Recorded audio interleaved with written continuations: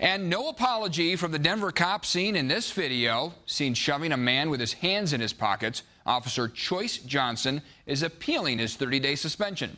7 News reporter Molly Hendrickson following today's hearing. And Molly, today the victim testified.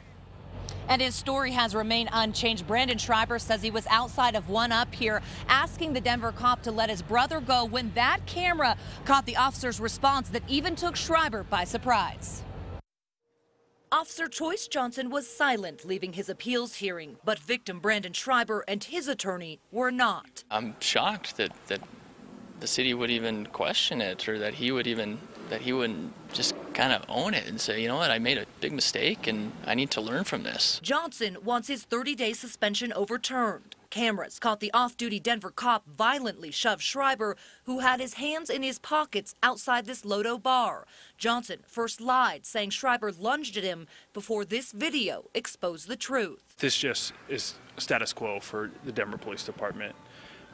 They fail to discipline their officers, and when they do just discipline their officers, the officers appeal and are usually successful in those appeals. Johnson is unapologetic. Today, his attorney suggesting Schreiber was aggressive, swearing, and by having his hands in his pockets, actually threatening because he could have had a weapon.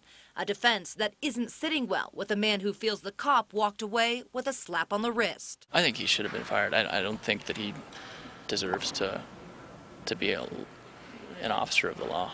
He's a peace officer. He's supposed to serve and protect, and he's clearly hurting people.